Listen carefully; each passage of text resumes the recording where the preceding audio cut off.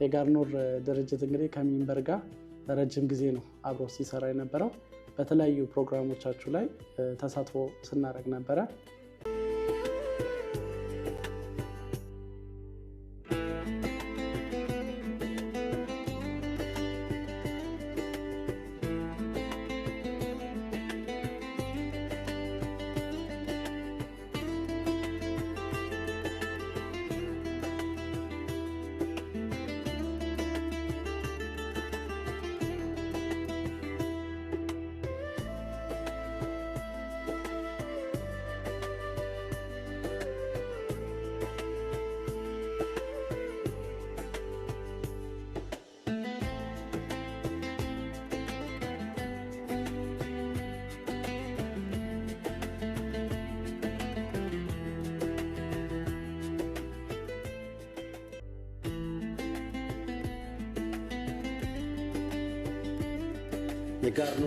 የጋርኑር እንዴት ናችሁ? ሰላም ናችሁ? አልহামዱሊላህ እንኳን አደረሳችሁ። እንኳን አደረሰን። እንግዲህ ሚንበር ቲቪ 5ኛ ዓመቱን የኸሚስ ምሽት ፕሮግራም የጋርኑር ከመጀመሪያው ጊዜ ጀምሮ ነው ማሜ ቀደም ሲል ስታነሳ እንደነበር የጋርኑር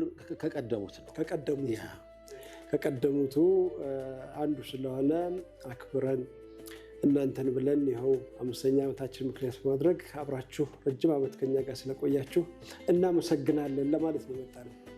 አላህ አክብራችሁ። እኛም በጣም ነው የምናመሰግነው። የጋርኑር ድርጅት እንግዲህ ከሚንበር ጋር ረጅም ጊዜ ነው አብሮ ሲሰራ የነበረው። በተለያዩ ፕሮግራሞቻችሁ ላይ ተሳትፎ ስናደርግ ነበረ። ያው በበዓላት ፕሮግራሞች ላይ፣ በኸሚስ ምሽት ላይ፣ በአብሮነት ላይ የደመቀ ተሳትፎ አለንና እኛም ደስተኞች ነን አብረናችሁ በመስራታችሁ።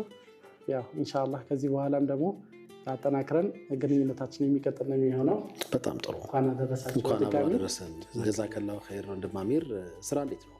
ስራ አልহামዱሊላህ ቆንጆ ነው። እንዴት ነው? እኛ አሁን ኸሚስን ረጅም ጊዜ ሰራ ነው በጋርኑር አረቢያን መጅሊስ ያረፍ ብለን ነው። እሱ ወንበር እንደ ጋርኑር አረቢያን መጅሊስ ይመቻል አይደል? እንዲህ ብትባል ምን ትመልሳለህ እያለ በጣም ተመችቶን ነበረ። እንግዲህ ተመልካቾች ጋር ስንደርስ የነበረው የጋርኑር አረቢያን መጅሊስና ምንጣፍ እያልን በየምሽቱ እናስተዋውቃለን። እንዳልከው ቀደም ሲል ረመዳንም ላይ በዓላት በተለይ ከቅርብ ጊዜያት ወደዚህ በዓላትም ላይ ተመልካቾቻችንን እየሸለመልን ነው የጋርኑር። በጣም ደስተኞች ነን አብረን ስለሰራን። የእናንተንም ብራንድ በጣም ብዙ ሰዎች ቤት ውስጥ እንዳደረስን እናስባለን። የጋርኑር እንግዲህ የቤት ብርሃን ነው፣ የጎጆ ብርሃን ነው ተብሏል። ይህንን ብራንድ ተሸክመን እኛም ላለፉት እንግዲህ ረጅም ዓመታት ለአንድ ሾው ለአንድ ንዑስ ፕሮግራም 5 ዓመት በጣም